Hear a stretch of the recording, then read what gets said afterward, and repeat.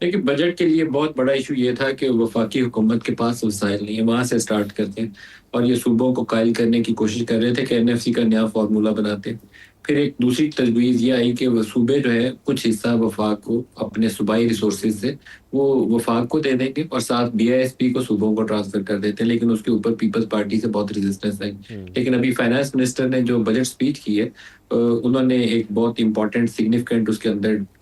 رقم بولی ہے۔ وہ کہتے ہیں کہ 13,350 ارب روپیہ یہ تو رہے گا فکس اماؤنٹ صوبوں کے لیے رواں مالی سال کے اندر، اور یہاں سے لے کر جو 15,264 باقی کا 1,900 ارب روپیہ بنتا ہے یہ صوبے وفاق کو گرانٹ کر دیں گے۔ یہ بڑی سگنیفیکنٹ ڈیولپمنٹ ہے کیونکہ وفاق کا بجٹ جو ہے وہ بینک کرپسی کے قریب پہنچا ہوا ہے، ابھی بھی 8,000 ارب کی ڈیٹ سروسنگ کی کاسٹ ہے۔ تو یہ انہوں نے بجٹ سپیچ کے اندر جو رقم بولی ہے اس کے مطابق 1,900 ارب روپیہ 1,900 بلین روپیز، یہ تقریباً 1.5-2% آف GDP کے قریب رقم بنے گی، یہ صوبے وفاق کو گرانٹ دے دیں گے اور بیسیکلی یہ ڈویزبل پول سے وہ اپنے حصے کا پیسہ وفاق کو عطیہ کر دیں گے، گفٹ کر دیں گے، NFC فارمولا کو چینج کرے بغیر اسی ڈسٹریبیوشن ریشو کو برقرار رکھتے ہوئے صرف وہ اپنے حصے کو وفاق کو دے دیں گے۔ اور یہ فارمولا صرف رواں سال پہ نہیں لاگو ہوگا بلکہ اگلے سال بھی ہوگا اور اس سے اگلے سال، 3 سالوں کے لیے بجٹ کے اندر جو ڈاکومنٹ ہے اس سے ظاہر ہوتا ہے کہ وفاق اور صوبے نے اس نئے مالیاتی ایک کوآپریٹو ارینجمنٹ کے اوپر اتفاق رائے کر لیے۔ پھر سیلریڈ کلاس کی طرف آ جاتے ہیں کیونکہ اربن ایریاز کے اندر پاورٹی کا جو بہت زیادہ امپیکٹ ہے وہ یہ جو لو انکم گروپس ہیں جس میں خاص طور پر تنخواہ دار گروپس ہیں اس کے اوپر بہت زیادہ اس کا امپیکٹ ہے، انفلیشن کا، مہنگائی کا، پیٹرول اور ڈیزل کی قیمتوں کا۔ وہاں پر مجھے لگتا ہے کہ فائنانس منسٹر صاحب جو ہے وہ مکمل طور پر ناکام نظر آتے ہیں اور مجھے کافی افسوس ہوا ہے ان کی بجٹ کی اسپیچ دیکھ کر۔ انہوں نے 6 لاکھ سے 12 لاکھ کے درمیان لوگوں سے 1,000 روپیہ مہینے کا لینے کو ترجیح دی ہے، جو 12 لاکھ کو بیسک انکم تھریشولڈ بڑی آسانی سے رکھ سکتے تھے۔ 1 لاکھ روپیہ مہینہ جو شخص آج کل گھر کما کے جاتا ہے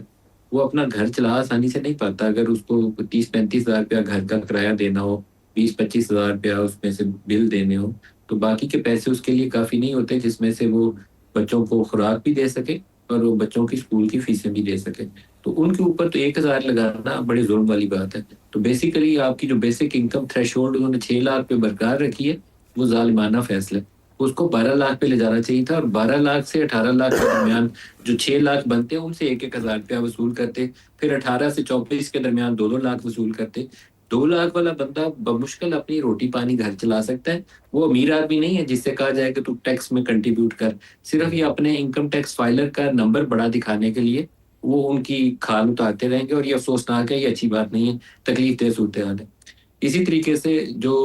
سپر ٹیکس یا جو انہوں نے پچھلے سال سیلیڈ کلاس کے اوپر اس کا خاتمہ جو اس سال اناؤنس کیا ہے وہ درست فیصلہ ہے، لیکن باقی جو بزنسز کے اوپر انہوں نے ریشوز کو کم کر دیا، 10 سے 8 کر دیا یا ریشوز اس کے اندر تفصیلات میں ہیں، وہ بھی مکمل ابالش ہونا چاہیے تھا۔ میکسیمم جو سیلیڈ کلاس کے اوپر ٹیکس سلیب ہے وہ 35% ہے۔ آپ 100 روپیہ کمائیں تو اس میں سے 35 روپے حکومت کو ٹیکس دیں، صحیح. یہ ایٹ بیسٹ 25% ہونی چاہیے تھی، اس سے زائد نہیں تھی ہونی چاہیے۔ اسی طریقے سے کارپوریٹ سیکٹر کے اوپر سپر ٹیکس کا خاتمہ ہونا چاہیے تھا اور ان کی بھی ٹیکس ریشوز نیچے آنی چاہیے تھی۔ جتنا پیسہ کسی کو خرچ کرنے کے لیے دیں گے تو اکانومی کے اندر ایکٹیویٹی تبھی آئے گی۔ اگر آپ کو 100 روپیہ دیا جائے اور 50 روپیہ آپ کے ٹیکس کے کاٹ لیے جائیں تو آپ کے پاس 50 ہیں، آپ نے وہی خرچ کرنے ہیں۔ تو اس طرح کا اکنامک ماڈل بنانا چاہیے کہ آپ کے پاس کچھ ڈسپوزیبل انکم ہو جس کو جا کے آپ خرچ کر سکیں، کوئی کپڑا جوتا کچھ خریدیں، تبھی اکنامک ایکٹیویٹی ہوگی نا۔ بند کمروں میں تو اکنامک ایکٹیویٹی نہیں ہو سکتی۔ تو وہاں پر کوئی مجھے ویژن یا دور رس قسم کی اپروچ وہ نظر نہیں آئی۔ جی بالکل، میں ایف وی آر پر بھی بات کرنا چاہ رہا ہوں کہ ایف وی آر پر ہم یہ جان سکیں، ظاہر ہم ایف وی آر کو بھی ڈیجیٹلائز کرنے کی بات کرتے ہیں، ان کے سسٹم کی بات کرتے ہیں، پر ایک بہت بڑا اضافی جو ہدف ہے وہ رکھا گیا ہے 265 ارب کا، اور پھر 15,267 ارب روپے کا جو ٹیکس ریونیو ہدف ہے وہ کس طریقے سے حاصل ہوگا، کیونکہ ٹیکس نیٹ براڈن کرنا وہ تو ہمیں اس میں کہیں خاص دکھائی نہیں دے رہا جو بجٹ سپیچ آج ہوئی ہے۔ اسی پر میں جاننا بھی چاہتا ہوں اپنے جو مہمان ہیں ان سے بھی کہ کس طریقے سے جو ٹیکس نیٹ ہے اس کو براڈن کیا جائے گا، کس طریقے سے ٹیکس سب سے اکٹھا کیا جائے گا، اور جیسا کہ ملک صاحب نے بات بھی کی، خاص طور پر جب ہم سیلریڈ کلاس کی بات کر رہے ہیں جن کی آمدن ہی کم ہے ان کے اوپر بھی ٹیکس ختم نہیں کیا گیا ہے، ان کو ریلیف نہیں دیا گیا ہے، اور انہی کو تو ریلیف دینا ہے، وہی سب زیادہ ضروری ہے، وہی ہماری مڈل کلاس ہے جس کے لیے ریلیف بہت ضروری تھا۔ ظاہر ہے وہ آپ کو لطیفہ نہیں آپ نے سنا ہوا کہ لائسنس کے لیے اپلائی کرنا ہو اگر تو توپ کے لائسنس کے لیے اپلائی کریں گے تو پسٹل کا لائسنس ملتا ہے۔ تو یہی اسی طریقے سے ہمارے سرکاری ملازمین نے بھی جتنا اضافہ مانگا اس پہ حکومت نے ان کو وہ دے دیا جو دے سکتے تھے، لیکن ظاہر ہے یہ بہت کم ہے اور اس سے وہ لوگ خوش تو نہیں ہوں گے، لیکن کم از کم کچھ نہ ہونے سے کچھ ہونا تو بہتر ہے۔ اور جیسے ابھی آپ بات کر رہے تھے ملک صاحب سے، اور جو آپ انہوں نے بتایا ہے کہ اس سے بجٹ میں جو ریئل اسٹیٹ سیکٹر میں، کنسٹرکشن کے سیکٹر میں جو گروتھ ہوگی اس کا میرا خیال ہے کہ اثرات پہنچیں گے معاشرے میں۔ بہت ساری انڈسٹریز جڑی ہوتی ہیں اس ساری چیزوں سے، اس میں امپلائمنٹ بھی بڑھتی ہے، تو لیکن یہ صرف ایک چیز ہے، فورن انویسٹر انہوں نے کہا ہے کہ آئے گا۔ اب فورن انویسٹر کا جو کانفیڈنس ہے اور اس کا ٹرسٹ پاکستان کے سسٹم پہ وہ ریسٹور کرنا بہت ضروری ہے، خاص طور پہ میں صرف اوورسیز پاکستانیز کی بات نہیں کر رہا، میں دوسرے فارنرز کی بھی بات کروں، لیکن اوورسیز پاکستانیز پراپرٹی تو وہی خریدیں گے یہاں پہ، اور ریئل اسٹیٹ میں بھی انہوں نے انویسٹ کرنا ہے، تو ان کے جو بٹر ایکسپیرینسز ہیں ان کو یہ یقین دہانی کروانی پڑے گی کہ ہمارا مثلا جوڈیشل جو سسٹم ہے ان کے لیے الگ عدالتیں بھی بن گئی ہیں ان کے کیسز کے لیے، لیکن پھر بھی مسائل ان کو بہت ہے یہاں پہ، اور قبضے کا جو معاملہ ہے۔ مجھے ایک ملک صاحب سے میں بھی بات پوچھنا چاہوں گا کہ یہ جو فائلوں والا بزنس ہے ریئل اسٹیٹ میں، کیا اس پہ کوئی رد و بدل ہوا ہے کہ فائلیں نہیں بیچ پائیں گے اور جس کی وجہ سے یہ ریئل اسٹیٹ میں بہت سارے مسائل پیدا ہوتے ہیں؟ ابصار بھائی بالکل، فائلوں کے اوپر میں سمجھتا ہوں اس وقت جو سب سے زیادہ کام کیا ہے وہ سی ایم پنجاب صاحبہ نے کام کیا ہے، پنجاب لینڈ ریکارڈ اتھارٹی، وہ یہ فائلوں کے میکنزم سے ہم لوگوں کو، پاکستانیوں کو نکالنا چاہ رہی ہیں کہ جو بلڈر یا ڈیولپر جو چیز سیل کر رہا ہے وہ چیز گراؤنڈ پہ ایگزسٹ ہونی چاہیے، ہوا میں سیلنگ نہیں ہونی چاہیے۔ اگر آپ کے پاس لینڈ اویلیبل ہے تو آپ ایسکرو اکاؤنٹ کے تھرو آپریٹ کریں تاکہ لوگوں کا پیسہ سیکیور بھی رہے اور لوگوں کو ٹائم پہ ڈیلیوری بھی ہو۔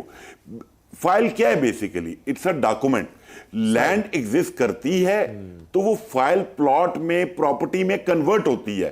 اگر لینڈ ہی آپ کے پاس نہیں اور آپ خالی پیپر ہی بیچے جا رہے ہیں تو وہ تو نالائکی حکومت کی تھی نا، حکومت نے سپیس دی ہوئی تھی، اور اس میں یہ سمجھتا ہوں جو ہمارے ادارے تھے ڈیفرنٹ آپ لے لیں، چاہے وہ پولیس ہے، چاہے وہ اینٹی کرپشن ہے، چاہے وہ ایف آئی اے ہے، چاہے وہ بورڈ آف ریونیو تھا، یہ سوسائٹیز جتنی بھی مشروم گروتھ ہوئی ہے ان کی ملی بھگت کے بغیر نہیں ہو سکتی۔ لیکن یہ سارا ایشو پرابلم سارا صرف پنجاب میں نہیں ہے، یہ فیڈرل ٹیریٹری میں بھی ہے، پھر کراچی سندھ میں ہے، خیبر پختونخوا میں بھی ہے، لوگوں کے پیسے ڈوب جاتے ہیں، بہت بڑے بڑے شہروں میں یہ مسائل ہیں، تو ان کے بارے میں آپ ابصار بھائی میں نے یہ نہیں کہا کہ وہاں پہ نہیں ہے، میں نے یہ کہا کہ پنجاب گورنمنٹ نے اس پہ ایکشن لیا ہے اور کام شروع کر دیا ہے، اور پرائم اور اپنے چیف منسٹر کو اس پہ ایکشن لینا چاہیے، اور اس کا ہم نے جو تجاویز دی تھی اس میں جو سب سے بیسٹ میکنزم ہے کہ وداؤٹ ایسکرو اکاؤنٹ کوئی بلڈر اور ڈیولپر آپریٹ نہ کر سکے۔ بیسیکلی تو پرابلم کیا ہوتی ہے، کوئی بھی بلڈر یا ڈیولپر چکے ہیں ان کو بھی شامل گفتگو کرتے ہیں۔ ہمارے ساتھ رہیے احسن ملک صاحب، سار صاحب، آپ دونوں ہمارے ساتھ موجود ہیں۔ ندیم ملک صاحب، ایک طرف ہم یہ بھی دیکھ رہے ہیں کہ آخری وقت تک بھی حکومت اتحادیوں کو ان کے تحفظات دور کرنے میں لگی رہی، پھر ایک طرف آئی ایم ایف کے جو پریشرز ہیں، جو ان کی شرائط ہیں، وہ بھی سب ہمارے سامنے ہیں۔ اس میں جو بجٹ پیش کیا گیا ہے اور اس میں جس حوالے سے جس ریلیف کی بات کی گئی ہے اس پر میں آپ سے جاننا چاہتا ہوں، ذرا ہم شکیل سے بات کر لیتے ہیں۔ شکیل، اس وقت کیا سٹیٹس ہے، کیا اپڈیٹس ہیں آپ کے پاس؟ دیکھیے جو ٹیکس میز لیے گئے ہیں وہ تھوڑے سے بیلنس آئے ہیں۔ ویسے پہلے اتنا زیادہ تھا کہ شاید ریلیف نہیں ملے گا، لیکن سیلریڈ کلاس کو جو سب سے بڑا ڈیمانڈ تھی وہ ریلیف دے دیا گیا ہے۔ 4 سلیبس میں اور ٹیکسز میں کمی کی گئی ہے۔ جو 22 سے 32 لاکھ سالانہ کماتے ہیں ان کی 23 سے 20 کر دی گئی ہے۔ 32 سے 41 لاکھ والوں کے لیے 30 سے ریٹ کم کر کے 25% انکم ٹیکس کیا گیا، اور اسی طرح 40 سے 56 لاکھ روپے آمدن پر ٹیکس 35 سے 29 کر دیا گیا، اور 56 لاکھ سے 70 لاکھ کمانے والوں پر ٹیکس 35 سے 32 کیا گیا ہے۔ اور دوسری اہم بات یہ ہے کہ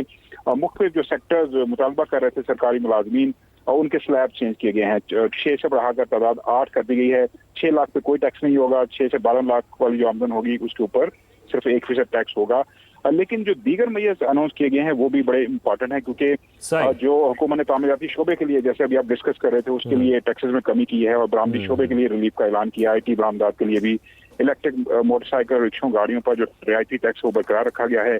کینسر اور دیگر ادویات کے استعمال ہونے والا خام مال جو ہے اس پر چھوٹ دی گئی ہے، لیکن جو کم از کم ماہانہ اجرت ہے وہ 10% تجویز کی گئی، جو کہ سیلری اور پینشن سے بھی زیادہ ہے۔ اور لیکن آپ دیکھیں تو کچھ لوگوں پہ ٹیکسز بھی आज किए गए हैं। खास तौर पर जो लग्जरी गाड़ियां हैं 2000 सीसी से बड़ी, और उनके ऊपर टैक्स शकील हमारे साथ ही रहिए, हम जरा नदीम मलिक साहब से भी कमेंट ले लेते हैं फिर आगे बढ़ते हैं। नदीम मलिक साहब, जो इस वक्त बजट पेश किया गया है उसमें ज़ाहिर है जो तनख्वाहें हैं उसमें तो 7% इजाफा हुआ सरकारी मुलाजमीन के, लेकिन दूसरी तरफ हम ये भी देख रहे हैं कुछ स्लैब्स में रिलीफ भी दिया गया, सुपर टैक्स खत्म किया गया, रियल एस्टेट के लिए जो कुछ रिलीफ का ऐलान किया गया है। इस ओवरऑल बजट को आप कैसे देख रहे हैं?